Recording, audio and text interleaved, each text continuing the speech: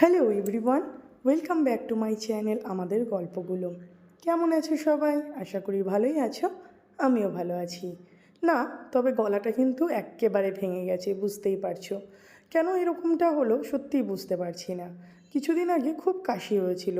As usual শীত যাওয়ার আগে এবং শীত আসার আগে আমার প্রচণ্ড কাশি হয়েই থাকে, সিজনাল অ্যালার্জি যেটা বলে।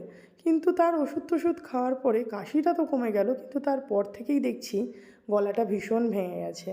তো আপাতত গার্গেল করছি, আই থিঙ্ক ঠিক হয়ে যাবে। তো কোথায় চলে এসেছি দেখতেই পাচ্ছ, চলে এসেছি আজকে দিদিভাইদের ঘরে শিব দুর্গা পুজোয়। এবার শিবরাত্রিটা 8 মার্চ রাত্রি 8:30টার দিকে লাগছে এবং 9 মার্চ সন্ধে 6টা কত মিনিটে যেন ছাড়ছে।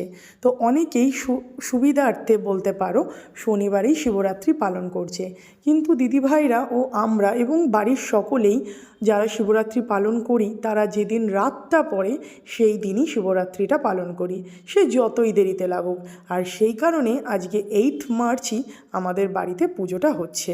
তো বৃহস্পতিবার মানে গতকাল আমরা সংযম পালন করেছি এবং আজকে যখন শিবরাত্রি লাগছে তারপরেই সবাই নির্জলা উপোস থেকে জল ঢেলে এবং অঞ্জলি দেওয়ার বাবার আশীর্বাদ নিয়ে সেই পরিকল্পনা করেই আছে এবং প্রত্যেকেই বাবা মায়ের আশীর্বাদে খুব সক্ষম এবং সুস্থভাবেই পুজোটা অবধি উপোস থাকতে পেরেছে। আমি তো মনে করি শিবরাত্রি করাটা পুরোটাই মহাদেবের আশীর্বাদ, কারণ শিবরাত্রি মোটামুটি সন্ধ্যের পরেই লাগে এবং সারাদিন নির্জলা উপোস থাকাটা একটা বেশ বড় ব্যাপার।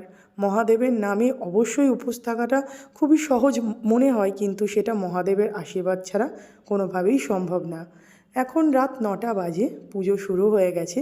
চলো তোমাদেরকে আগে একটু পুজোটা দেখিয়ে নিই।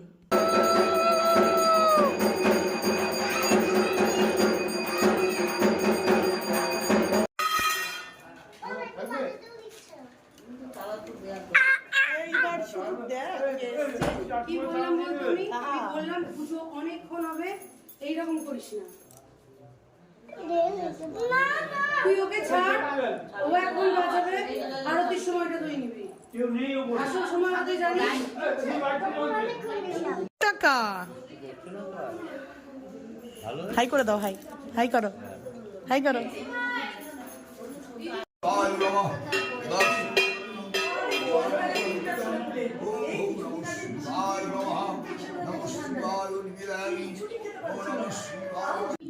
পুজোটা যেহেতু এবার অনেকটা দেরিতে শুরু হয়, মানে চতুর্দশীটা যেহেতু অনেকটা দেরিতে লাগায়, পুজোটা শেষ হতেও অনেকটা সময় লাগবে, তাই দিদিভাইরা যে প্রসাদের ব্যবস্থাটা করে সেখানে যে সকল লোক নিমন্ত্রিত থাকে তারা আগামীকাল নিমন্ত্রিত, এবং সেই কারণে তোমরা পুজোতে দেখো শুধু বাড়ির লোকজনকেই দেখতে পাচ্ছ। অনেকেই এসে নম করে চলে গেছে, অনেকে আবার একটু পরে আসবে, যেহেতু পুজোটা লেটে শুরু তাই একটু লেট করেই আসবে, আর বাকিরা আমরা বসে রয়েছি। আর এই দিকে বাচ্চাগুলো দুষ্টুমি তো করছেই, কারণ ওরা তো ছোটো, ওরা দুষ্টুমি করবেই। আর আমার ছেলে বসে গেছে একটা ললিপপ নিয়ে। বেশ কিছুদিন ঠান্ডা লাগার কারণে জিভে ইনফেকশান হয়ে, মাইথ ইনফেকশান হয়ে এই সমস্ত কিছু প্রায় বন্ধই হয়ে গেছিলো। ইভেন মিষ্টি পাগল ছেলে আমি মিষ্টি দিলেও খেতে পারছিল না, কারণ জিভটা ভীষণ মানে কী বলবো একটা ইনফেকশান হয়ে গেছিলো। তো ঠাকুরের আশীর্বাদে সেই সকল সেরে গেছে এবং এখন ঠিক আছে, যার কারণে জেম্মার বাড়িতে এসে খালি হাতে তো বসে থাকা যায় না। জেম্মা সকলকে একটা করে ললিপপ দিয়ে দিয়েছে, সেগুলো বেশ মজা করে খাচ্ছে। আর আস্তে আস্তে বাড়ির সকলে চলেও আসছে। দেখো ওইদিকে পুজোটা বেশ ভালোভাবে শুরু হয়ে গেছে, সময় কিন্তু অনেকটাই লাগবে, কারণ শিব দুর্গা পুজোয় বেশ সময় লাগে। আর এই দিকে দেখো আমার বড় চলে এসছে পুজো দেখতে। তো চলো সবাই মিলে পুজোটা দেখি।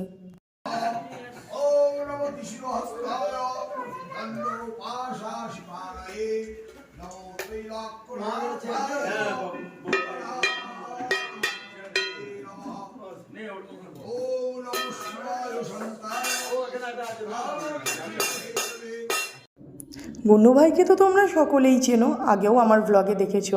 গুন্নু ভাই যখনই কোনো ঠাকুর প্রণাম করে তখনই এরকম ষষ্ঠাঙ্গে শুয়ে প্রণাম করে, কি ভালো লাগছে তাই না? এত ছোট্ট বয়স থেকেই প্রত্যেকের মনে এতটা ভক্তি, সত্যি দেখেও ভালো লাগে। তো চলো, রাত অনেকটাই হয়ে গেছে। এখন প্রথমে আরতি হবে, তারপরে অঞ্জলি হবে, হোম হবে, অনেক কিছু বাকি রয়েছে। আমরা যাই গিয়ে চট করে ছেলেকে একটু খাইয়ে নিই, কারণ অনেকটাই বাজে, প্রায় 11:30 বাজে এবং প্রত্যেকটা বাচ্চারই অল্প কিছু হলেও খাওয়ার টাইম হয়ে গেছে।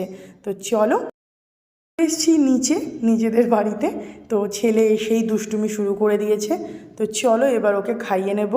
আজকেই টুক করে সময় পেয়ে মেহেন্দিটা করে নিয়েছি, নিজেই করেছি। দেখো তো কেমন লাগছে, অবশ্যই কমেন্ট করে জানিও।